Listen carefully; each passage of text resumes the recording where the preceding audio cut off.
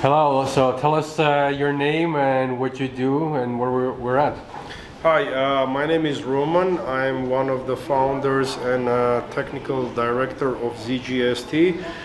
We are in Armenia, in Erebuni, which is the root and the beginning of city of Yerevan. We have established our company here in Erebuni in 2021, and we started to do R&D for special wear and gear. As you know, we are in basically very hard times, so our main goal was to equip Armenian soldiers, volunteers, and militia with professional gear, professional and modern solutions for wearable different layers, and bring it to the modern states, as I said. Since then, we've been working on multiple different products. As you can see, we have here a little improvised showroom and our facility. We got some wear over here with some gear, and as you can see, this is just like in a working process. There are like multiple different samples on the table here, and some of them are hanging on the wall. So this is a portion of our factory. So we do not have a dedicated showroom at this time yet, but we definitely are going to have one probably somewhere around here in Erebuni, as I said. We have been developing different products with specialists here in Armenia when it comes to different application in military industry. There are very much of need here in Armenia, and as I said, we have very good specialists, not too many of them, but we do. And with their help, with their expertise, we can bring some very modern solutions to our soldiers. We are using all specialized materials from fabric, threads, accessories, etc., and they're all made in all over the world. There are products coming from North America, from Europe, from some countries in Asia, and they are all specs for military application and special application. At this time, we are, as I said, we're working on a military products, and but later down the road, when we'll have when we'll complete this combat collection, as we call it, we will move to other fields of special wear and gear. It could be medical, construction, for different industries. So this facility in Erebuni has got a little R&D where we got 3 different designers, constructors working, preparing different models for the field test. We also have a small facility here for people that are actually bringing this to production line, and we're also manufacturing in Armenia. So the whole process from idea, the concept, to actual manufacturing and packaging is being done here in Yerevan in Armenia. So that's briefly who we are. Amazing. So what were you doing before starting this? Before 2021, I used to live outside of Armenia, even though I was born and raised here in Yerevan. Spent quite a bit of time outside of Armenia, and the reason for my rapid return to Armenia was the war of 2020, and that was one of the big pushes that started this company. It's been established by a few individuals that became a team, and with just realizing that we have to basically have our own production and our own solutions for such a sensitive thing as a military gear and wear. We started with a very simple item, which is for us it sounds pretty simple, but we basically evolved from. I can show you some samples here. So this is our set for the winter snow camo. It includes the top jacket, the pants that can be worn over your main wear and gear. It allows this access windows allows you to reach your gear that's worn underneath. You got some snow gaiters. You have a face mask, balaclava that can turns into just knee gaiter or just a little boonie hat. We have different size backpack covers and also the helmet covers. And this is important because we noticed, we noticed during the war, after the war, that some people during winter they were using the regular camo, right? So this is why it's even more important, right? Basically everything you have here for average size soldier can be folded in a little pack that weighs just around a kilo or something like that. Nice. And can be unfolded and put over your main gear and your main wear within a few minutes. And from changing your environment from a regular, let's say somewhere where you don't have a snow, you're walking into a part of the mountain where you have got snow, you always can change. And of course we can play with the camo pattern as well. This one presented here is US manufactured ATAX. I think it's called Tundra, but there are many more. But the point for me to show you this set here was that we have started with this. This is the very first hour step. This is where we started. This is pretty much same idea, and you can see it's a little dirty here. That's not just because we like to hang dirty samples in our showroom, but this is the actual sample that went out for the combat testing and came back with comments and feedbacks from the specialists. Nice. This is basically where we started. This is about 2 years old, this sample here, and this is our history. So this is where we started with. And then it evolved into many more items for clothes, for gear. We have got something that can be used for carrying armor, different types as a plate carrier, army vest, combat belts, etc. And we have partnered with Armenian companies, very much having a similar history like us. They just started in 2021 or late 2021.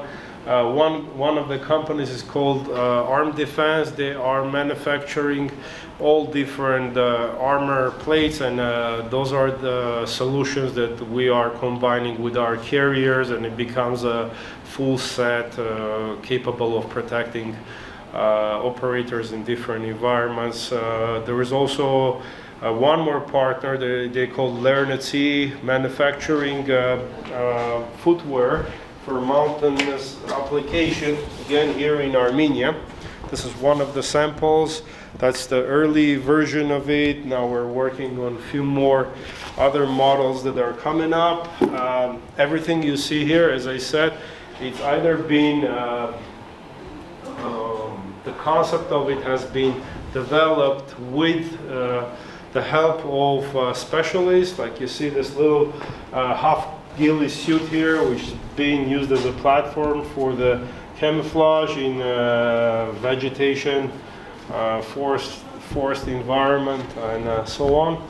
Or it could have been our own ideas, how we would like to see. We have got people that are working in a company. They were people who came back to Armenia from diaspora. So it's a pretty interesting precedent because, as I said, we have people that return to Armenia to be a part of this project. That's pretty much covers general idea of what we're doing, how we're doing, and as I said, we have got plans to get bigger, get a bigger space and have more people. There are all these local people here. They are learning something very different. We have got some workers. We can walk towards our little factory there and take a look at it. We have people that are around this area, and on the side of the thing that they had a big experience in clothing industry. They never worked with a military gear, so we are preparing the specialists and technologists in special wear and gear application as well. We also have plans to grow into regions and establish smaller branches, something similar to a franchise idea, so we can provide Armenian small companies and mid-sized companies with technology, with contracts, with the materials, and of course the most important thing is to train local specialists, which is probably the biggest problem here now in Armenia, to find good specialists, good professionals in any industry, but specifically in our industry. We know the industry the best. So this is pretty much it. Yeah. I have a question with how can the diaspora help companies like yours that are helping basically strengthen Armenia in different ways? I think that the main idea is to have the ability to, of course, have the Armenian households be able to make more money, but not in a way that the charity allows them to have it, but actually work hard, become a better professional. And as I said, a part of our project is to get bigger and branch out into regions. So this is one of the things. If there is anybody that would be interested in establishing a small or mid-size manufacturing in this field somewhere in regions in Armenia, we can talk. Of course, that's very interesting. Another thing is that we have got a lot of local organizations that could be militia or volunteer organizations, special training centers, and they are looking to get some of our products, some more, some less, but of course we have got world-class quality over here. I'm not afraid to state that. We can, whatever we have can compete with the best samples in the world. So that means that the price, of course, is not on a basic level, not on a budget side, either though we're working on a budget products and that sort of bundles. But if diaspora can help these organizations to get specialty training centers, to get more equipment, to equip their volunteers, their militia members with high quality equipment, that would be probably main goal, because we are here, we need, the project itself was called to have all this available in Armenia. And of course to have our soldiers equipped in a modern and a very professional manner. So that's another thing that diaspora can do. And thirdly, which is most very much important as well, as I said, we have got a lot of connections with diaspora and people that are working here. They have returned from diaspora. So any connections that could lead towards becoming stronger and better, could be people in sales or in supply of special any materials. That would be very interesting to talk to these people. And of course, we'll be more than happy to have people coming over and to see that this is possible, to have very high-grade products designed and manufactured in Armenia, and it's just a matter of hard work. Wow, To spend time on it. Thank you for this explanation. You know, I see personally opportunities because how many people are currently working here? How many people do you employ? The whole company altogether would be about 20 people, including myself. And we have, as I said, we have the plans to grow in size in one facility, but also to branch out. And we hope to get to multiply the size geometrically in next year or two. Amazing. Yeah, these are the people that we have to help from the diaspora. They're creating jobs in Armenia, are protecting the soldiers, and again are creating economy and economic value. And so, you know, what I was thinking is the diaspora. There is so many opportunities here.